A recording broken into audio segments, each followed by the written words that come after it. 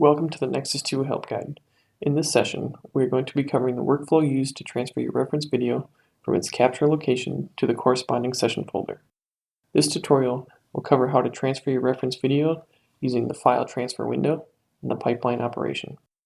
Other session objectives include how to apply a codec to a video you have already transferred to your session folder, how to view and export a 3D overlay video, and lastly, how to export a 3D workspace video.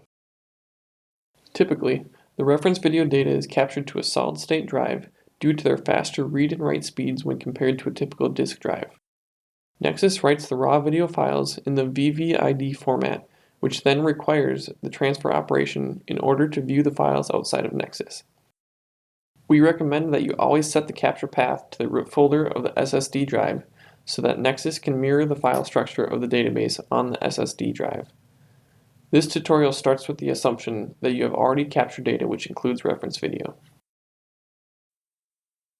We can check to see if our raw video files exist by browsing to the capture path for each camera, which in this example are the D and G drives, and locating the VVID files with the corresponding trial names, indicating that indeed we have captured video data for these trials.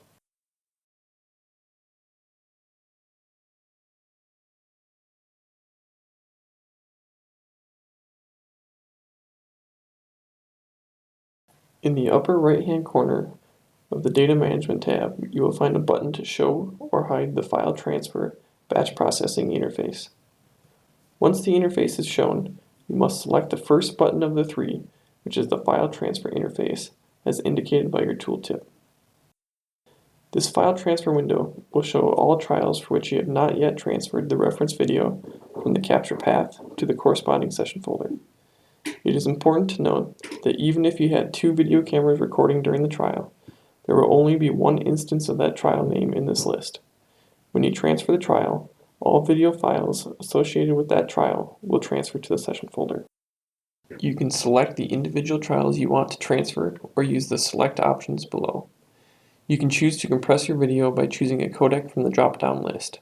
This list will include all video codecs installed and available on your PC. You may want to compress your video if you want to reduce the file size, therefore reducing the space required on your hard drive to store the video files. After clicking Transfer Files to start the transfer, a yellow M under the file's header appears indicating that the video or movie file has been transferred to the current session folder. Now that the video has been transferred, we can view the video data within Nexus by looking in the camera view for each reference video camera. If we click the hyperlink from our data manager, we can see that the video has successfully transferred and is now in the session folder with the rest of our data.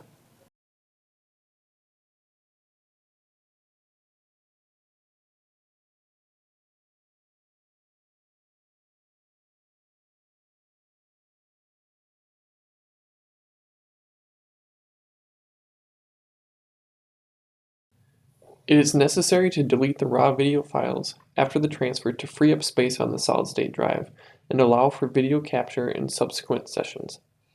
When files are deleted via the file transfer window, they are permanently deleted, not just sent to the recycle bin.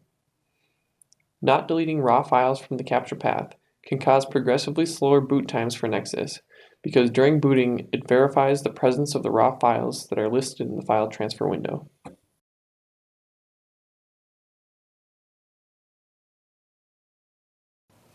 When you delete the selected files from the file transfer window, this deletes the raw video file from its original capture path and removes the entry from the file transfer window.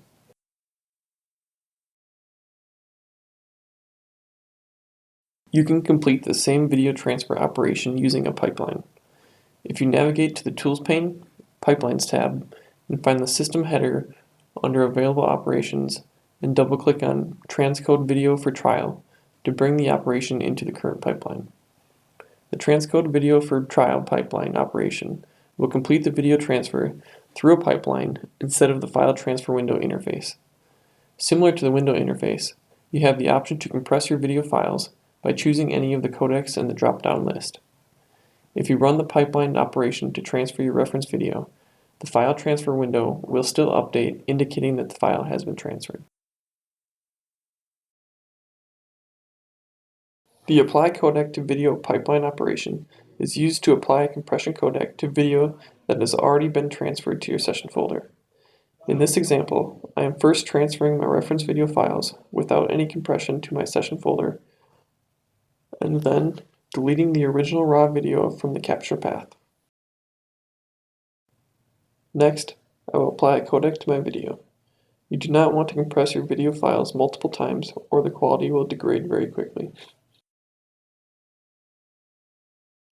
You can choose a codec, whether or not to keep a backup file, and to remove interlacing artifacts.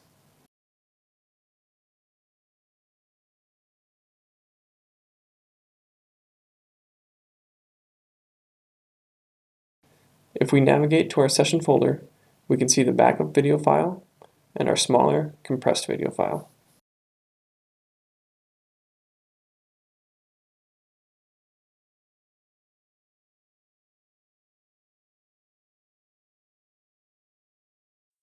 To view the 3D overlay on your reference video, from each camera view, you can select View and then choose 3D Overlay. To export this 3D overlay video to be used outside of Nexus, you can use the Export 3D Overlay Video pipeline operation found under the File Export header in the Pipelines tab. In the properties for this operation, you can choose from your saved view options.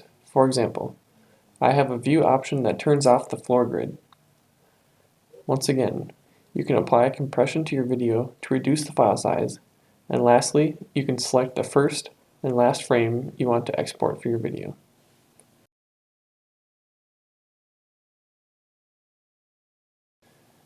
If we navigate to our session folder, we see a new video file with .overlay appended to the name.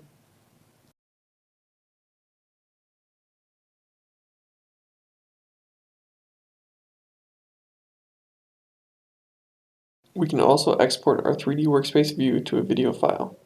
To do this, you can click on the icon highlighted here in red at the top of your 3D Workspace. The resulting view is dependent on the current view of your 3D Workspace.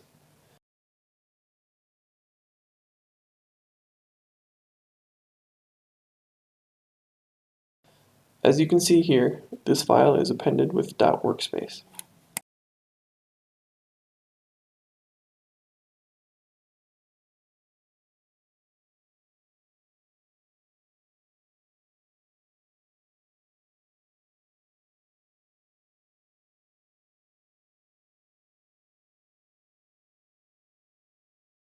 Thank you for watching this video.